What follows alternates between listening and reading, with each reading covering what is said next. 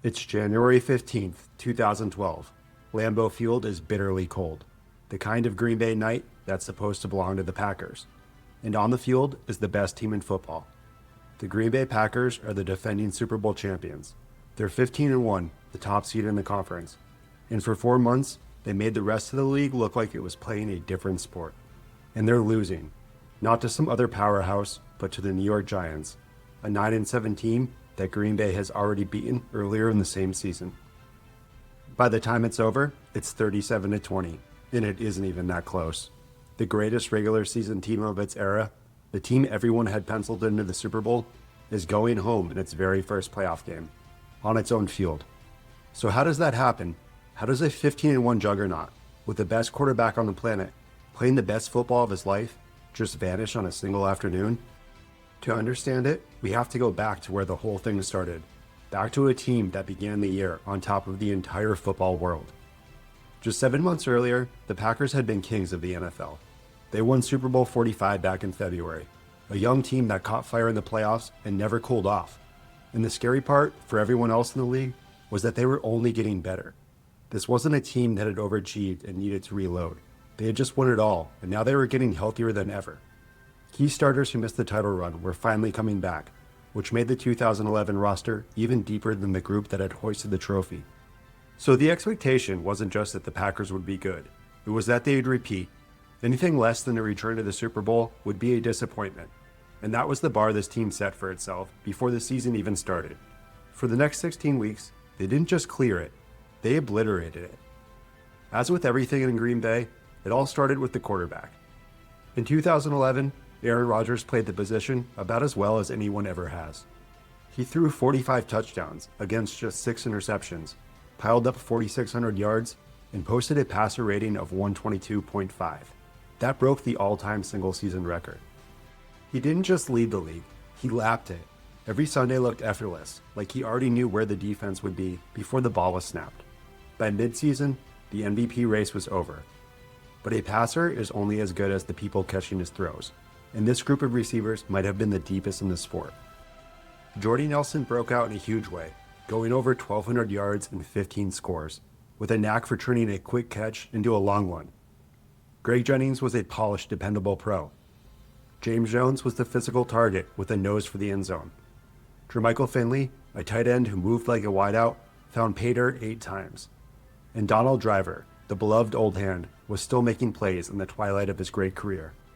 Then there was rookie Randall Cobb, a do-everything weapon who introduced himself in Week 1 with a kickoff return that tied the longest in league history. He could flip a game the instant the ball touched his hands. The defense had its own star in Charles Woodson, a ball-hawking veteran with a gift for reading a quarterback's eyes and snatching the ball away. But here's where we plant a seed. For all that firepower, the other side of the ball had a real problem.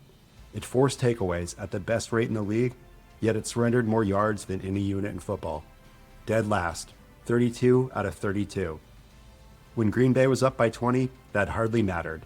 But in a tight game in January, it mattered enormously. And it didn't help that they lost safety Nick Collins in Week 2 to a neck injury that ended his career. The secondary never fully recovered. Steering all of it was head coach Mike McCarthy.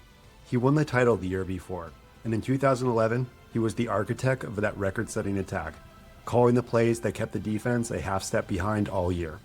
Fresh off a championship, with the best player in the game, he looked like a coach on the verge of building something that would last.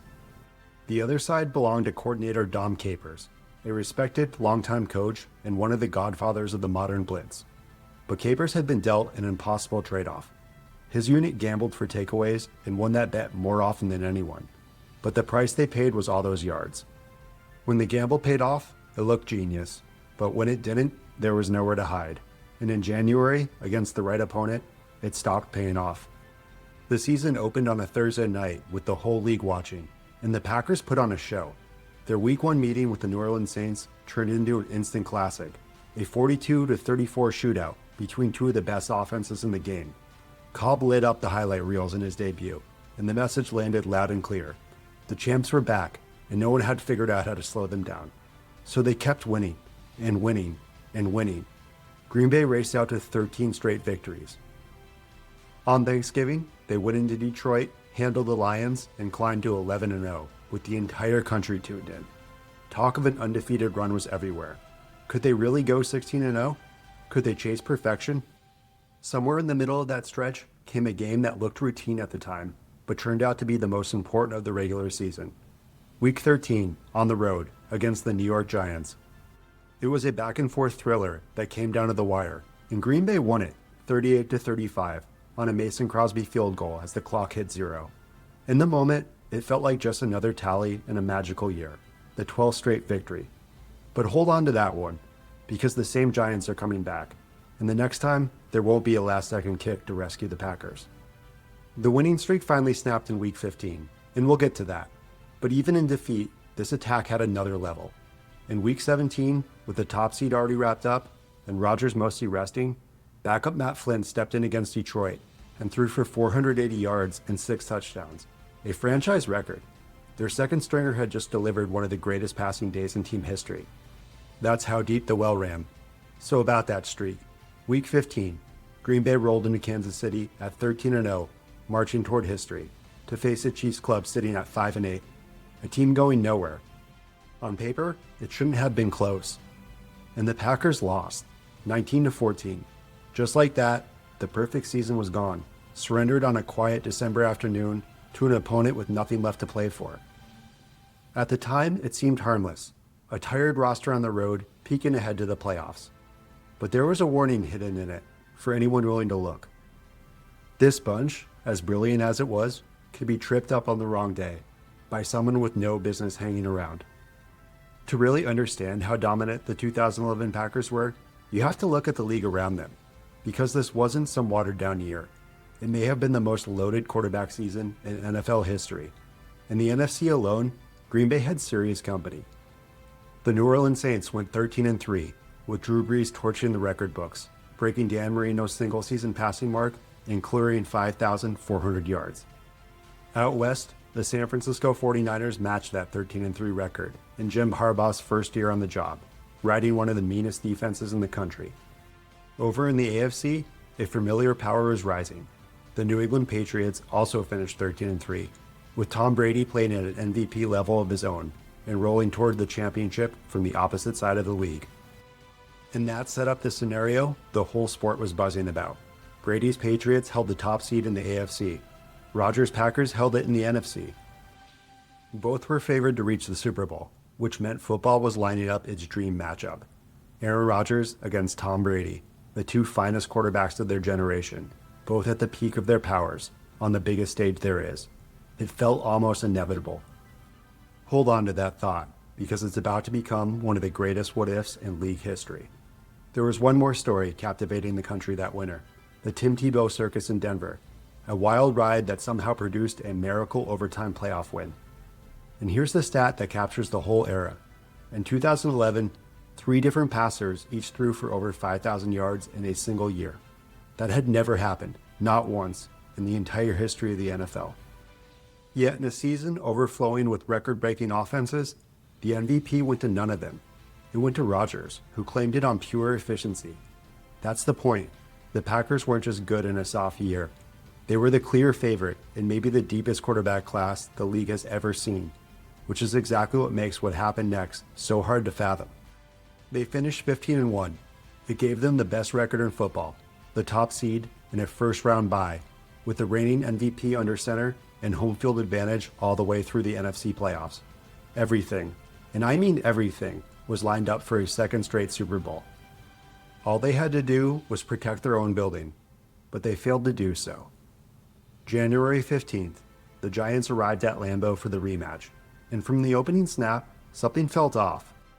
The Packers, the sharpest and most explosive outfit in football all year, looked like a shell of themselves. The ball hit the turf, drives sputtered, throws that had been caught all season clanked off receivers' hands. The offense that made everything look so easy suddenly couldn't get out of its own way. And on the other side of the ball, the weakness we flagged earlier finally reared its ugly head. The unit that gave up more yards than anyone in the league had no answer for Eli Manning, who picked it apart, hitting Akeem Nicks over and over. Right before the break, New York heaved a Hail Mary into the end zone, and Nicks rose above everyone to haul it in. A gut punch score on the final play of the half. Green Bay kept coughing up the ball. 4 times it went the other way. Each time the Packers looked ready to claw back in, they gift-wrapped New York another chance. And the Giants, who had been peaking for a solid month, cashed in on every one. When the clock finally read 0, it was 37-20. The visitors had outplayed the home team in every phase, on Green Bay's own field. And here's the cruelest twist. It was the same bunch they had beaten in December on a last-second kick. This time there was no Crosby field goal, no late magic, just a thorough, stunning dismantling. A 15-1 juggernaut, the defending champions, the reigning MVP, the finest regular season in the entire league, gone in one game, being at home in a playoff opener by a 9-7 club. And the Giants were only getting started. They marched into San Francisco and won the NFC Championship. And then they reached the Super Bowl and topped Tom Brady's Patriots to take the whole thing. So trace the path New York carved through that postseason. They knocked off both number 1 seeds. They ended the Packers in Green Bay. Then they finished the Patriots on the final Sunday. The 2 clubs the entire sport expected to meet in the championship, both wiped out by the same opponent. Which means the showdown we'd all been promised, Rodgers and Brady trading punches for a title, never arrived. The Giants made certain of it. Before we close, it's worth looking back at what became of the men who made that season. Aaron Rodgers went on one of the greatest runs the position has ever seen, collecting more MVP trophies and stacking up more brilliant years. But he never made it back to the Super Bowl. The ring from that previous February stayed the only one of his career, and eventually his long chapter in Green Bay came to an end. Charles Woodson played 4 more seasons, sealed his place among the greatest defensive backs to ever do it, and earned his bust in Canton. Donald Driver walked away the very next fall as the leading receiver in franchise history, and he remains a beloved icon in Wisconsin to this day. Jordy Nelson stuck around as one of Rodgers' favorite targets for years before injuries and age finally caught up with him. Greg Jennings packed it up for a division rival. That loaded receiving corps, the deepest in football, slowly drifted apart, the way these things always do. A few stories ended far too soon. Tremichael Finley, that matchup nightmare at tight end, had his playing days cut short by a frightening neck injury.